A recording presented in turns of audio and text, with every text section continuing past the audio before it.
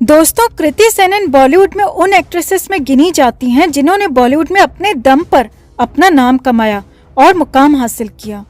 बाकी एक्ट्रेसेस के मुकाबले कृति थोड़ी समझदार और डिसेंट भी नजर आती हैं। कृति की एक्टिंग को भी लोग खासा पसंद करते हैं, मगर इस बार कृति सेनन ने कुछ ऐसा बोल दिया जो कि शायद सुशांत के फैंस को कतई भी अच्छा ना लगे। कृति ने न सिर्फ सुशांत की मौत का जिक्र किया, बल्कि सुशांत के नेचर के बारे में भी बहुत कुछ ऐसा कह दिया जिसे सुनने के बाद एसएसआर के फैंस का आग बबूला होना तय है। इतना ही नहीं, कृति तो यहाँ तक बोल गई कि एक मौत के बाद पूरा बॉलीवुड खराब हो जाए, ऐसा नहीं होना चाहिए।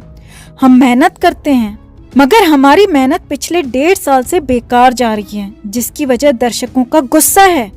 कृति ने सुशांत को लेकर कहा कि वो हमेशा मेरा मजाक उड़ाता रहता था, सेट पर भी मेरी खूब खिल्ली उड़ाता था, मगर खुद के साथ क्या हो रहा है उसे खबर भी नहीं थी। तो क्या क्या कहा कृति ने, आपको बताते हैं सब। आप भी कृति सेनन की बातों पर अपनी राय जरूर दें और वीडियो को लाइक और शेयर कर अपना प्यार और सपोर्ट जरूर दिखाएं। चैनल को सब्सक्राइब कर हमारी ताकत बढ़ाएं।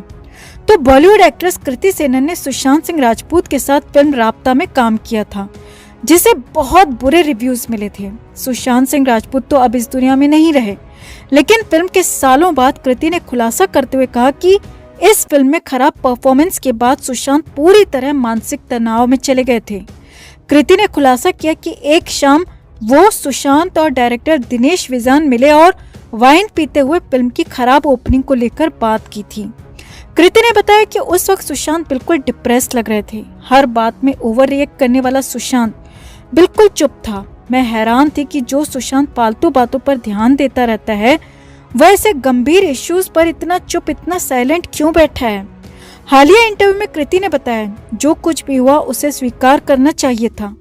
हम ऑडियंस के लिए फिल्म बना रहे थे, ऐसा नहीं कह सकते कि उनको फिल्म समझ नहीं आई। अगर ऑडियंस को फिल्म समझ नहीं आई तो इसमें हमारी गलती थी। हम ऐसा नहीं कह सकते कि हम समय से आगे थे, नहीं, हम उस समय के लिए फिल्म बना रहे थे तो हमें ऑडियंस को कनेक्ट करना चाहिए था, मगर हम फेल हो गए। कृति ने आगे बताया, उस रात चर्चा के दौरान मैंने अलग सुशांत को देखा था। हम तीनों ही उदास और तनाव में थे, मगर सुशांत के चेहरे पर भारी दर्द और बहुत ज्यादा तनाव साफ नजर आ रहा था। फिल्म को बहुत बुरे रिव्यूज मिले थे, हमें कुछ समझ नहीं आ रहा था। हमें सच में बहुत बुरे रिव्यूज मिल रहे थे और हमें नहीं पता था कि आगे हमें क्या करना चाहिए। इसीलिए दिनेश विजान ने मुझे और सुशांत को अपने घर पर बुलाया ताकि हम मिलकर बात करें और अपने अपने दुख को थोड़ा हल्का करें। मगर सुशांत की हालत तो ऐसी लग रही थी जैसे ये फिल्म उसकी आखिरी फिल्म थी। मैंने और दिनेश ने सुशांत को बहुत समझाया, मगर वो बार बार सिर्फ फिल्म फ्लॉप होने पर ही बात कर रहा था। कृति ने कहा, उस दिन मुझे पहली बार लगा था कि सुशांत वो सुशांत नहीं है जिसे मैं जानती हूँ। कृति ने कहा, फिल्म जब शूट हो रही थी तो मैंने एक बार दिनेश और सुशांत को कहा था कि ट्राइबल पर ना जाएं। फिल्म राजा रानी तक कहानी ठीक है, ट्राइबल दर्शकों को कनेक्ट नहीं कर पाएगा। कृति का कहना है कि उस वक्त सुशांत ने मेरा बहुत मजाक उड़ाया था और सबके सामने कहा था कि मुझे कुछ नहीं पता, मैं घिसी पिटी कहानी पर बात कर रही हूँ। कृति का कहना है कि सुशांत इस तरह मेरा कई बार मजाक उड़ाता था और इस बार तो मैं लिटरली रोने भी लगी थी। मगर जब फिल्म पिट गई और दर्शकों को पसंद नहीं आई तो दिनेश ने माना था कि कृति सही कह रही थी। फिल्म में ट्राइबल को नहीं दिखाना चाहिए था, ट्राइबल दिखाना ही बड़ी गलती थी। कृति का कहना है कि मगर सुशांत ने इस बारे में भी कोई बात नहीं की। कृति का कहना है कि अब सुशांत हमारे बीच नहीं है, मगर उन बातों को बहुत याद करती हूँ। सोचती हूँ कि काश मैं बाद में भी उससे टच में रह पाती। राब्ता फिल्म के बाद वो अपनी दुनिया में था और मैं अपनी दुनिया में, दोनों अपनी अपनी फिल्मों में फोकस कर रहे थे। मगर मुझे नहीं पता था कि मेरा मजाक उड़ाने वाला सुशांत अपनी जिंदगी में इतना परेशान हो रहा है। मुझे इस बात का जरा भी इल्म नहीं था। कृति का कहना है कि मानसिक तनाव इंसान को अंदर और बाहर दोनों से मार देता है, मगर मुझे लगता है कि अब हमें आगे बढ़ना चाहिए। इंडस्ट्री मेहनत कर रही है, बार बार फेल होकर भी कोशिश कर रही है, मगर दर्शक हमें लगातार सिर्फ नकार रहे हैं। अब ऐसा मत कीजिए, हमें नकारना बंद करिए, हमारी मेहनत को सपोर्ट करिए ताकि हम आगे और भी अच्छा कर पाएं। कुल मिलाकर इस पूरे इंटरव्यू में कृति सेनन सिर्फ बॉलीवुड को प्रेजेंट कर रही थी और बॉलीवुड को ही सपोर्ट कर रही थी। और बार बार सुशांत की मानसिक हालत पर जोर दे रही थीं। यानी कि कृति ने मान लिया है कि सुशांत डिप्रेशन में थे और इसी डिप्रेशन में सुशांत ने खुद को मारा था। वैसे कोई ताज्जुब की बात नहीं दोस्तों, कृति इससे पहले भी सिर्फ अपने सेल्फिश रीजंस की वजह से ही सुशांत पर बात करती रही हैं, लेकिन इस बार कृति ने सुशांत को लेकर जो कुछ कहा उससे उन्होंने अपने लिए और अपने चहेते बॉलीवुड के लिए एक और गड्ढा खोद दिया। सुशांत को डिप्रेस्ड बताकर उन्होंने पहले से नाराज सुशांत फैंस के गुस्से को और भड़का दिया है। क्या आप हमारी बात से सहमत हैं? कमेंट में आप भी अपनी बात, अपनी राय जरूर रखें और वीडियो को लाइक और शेयर कर अपना प्यार और सपोर्ट भी जरूर दिखाएं। तो कपिल शर्मा पूरे देश को हंसा रहे हैं। उनके जैसे कॉमेडियंस लोगों के चेहरों पर खुशी लाते हैं, चमक लाते हैं, मगर इनके हालात कैसे हैं इसका अंदाजा मुंबई के हालात से लगाया जा सकता है। जी हाँ, मुंबई में जो बड़े एक्टर हैं या फिर जो कपिल शर्मा जैसे नामी एक्टर हैं, उनके पास काम है, पूरा जहान है।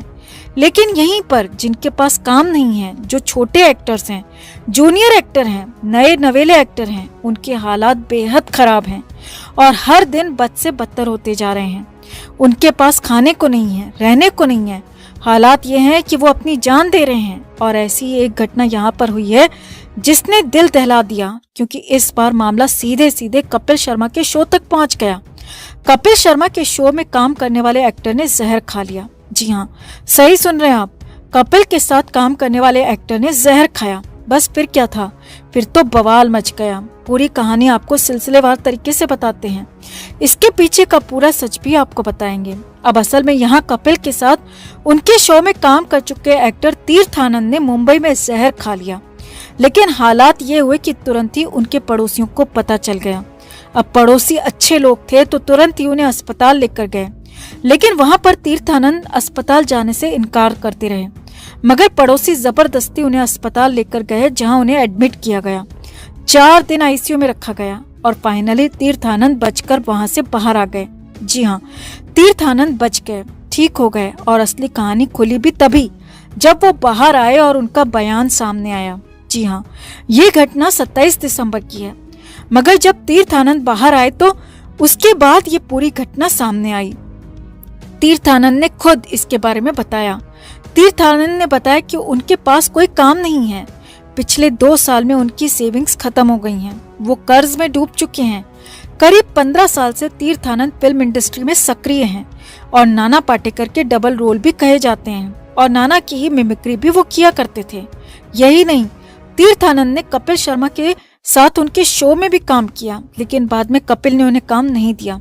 हालांकि शुरुआत में कुछ शोज में जरूर काम दिया था। अब हालात ये थे कि तीर्थ आनंद के पास कोई काम नहीं था। वो लोगों से मदद मांग रहे थे पर कोई हेल्प नहीं कर रहा था। यहाँ तक कि कपिल शर्मा पर भी आरोप है कि उन्होंने भी तीर्थ आनंद की कोई मदद नहीं की। फिल्म इंडस्ट्री के कई बड़े बड़े प्रोड्यूसर्स के पास वो गए, बड़े बड़े प्रोडक्शन हाउसेस के पास तीर्थ आनंद गए, मगर कहीं से कोई काम नहीं मिला, कहीं से कोई मदद नहीं मिली। तीर्थ आनंद कहते रहे कि कोई भी छोटा मोटा रोल दे दो, लेकिन कुछ तो काम दो, पर कहीं से कुछ नहीं हुआ। और हालात ये थे कि तीर्थ आनंद की माँ और भाई को जब पता लगा कि वो अस्पताल में भर्ती हैं, तो वो उन्हें देखने तक नहीं गए। जी हाँ, एक सिंगल इंसान भी, कोई भी उन्हें अस्पताल देखने तक नहीं गया।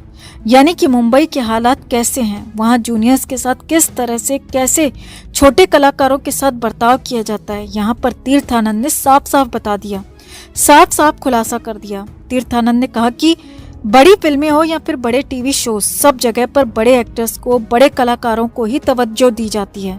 उनको ही पूरी तरह से मेहनताना दिया जाता है, उनको ही सारी फैसिलिटीज दी जाती हैं। जूनियर कलाकारों को, नए कलाकारों को और कम प्रचलित या फिर कम चर्चित कलाकारों को उतना पैसा नहीं दिया जाता। उनके साथ भेदभाव किया जाता है और इसीलिए अगर कुछ महीने भी काम नहीं मिले तो ऐसे जूनियर कलाकारों को खाने पीने रहने तक की मुश्किल आ जाती है। तीर्थ आनंद ने कहा कि अब वो कर्ज में हैं और मुझे अकेले घर पर रहना है, मुझे कोई काम नहीं दे रहा। अब तीर्थ आनंद ने एक बार फिर से कपिल शर्मा से ही अपील की है कि वो अपने शो में ही कोई काम दे दें, कोई छोटा मोटा रोल दे दें, जिससे उनकी जिंदगी चलती रहे और कम से कम उन्हें खाने पीने की, रहने की समस्या तो ना हो। यानी कुल मिलाकर मुंबई में फिल्म इंडस्ट्री के हालात बेहद खराब हैं। जो यहाँ हिट है वही सुपर हिट है और जिसे काम नहीं मिलता, जिसके पास पैसा नहीं है, उसे यहाँ कोई नहीं पूछता, उसकी बात तक नहीं होती, उसकी बात सुनी तक नहीं जाती, उसको दरवाजे से बाहर भगा दिया जाता है। और तीर्थ आनंद की घटना ने इसे फिर से साबित कर दिया, क्योंकि ऐसे कलाकारों के पास जब कुछ बचता नहीं, कुछ होता नहीं, उन्हें काम नहीं मिलता, तो अंत में खुद को खत्म करने की ठान लेते हैं। खुद को खत्म करके ही वो सब कुछ कर लेना चाहते हैं। तो आपका इस पूरी घटना पर क्या कहना है?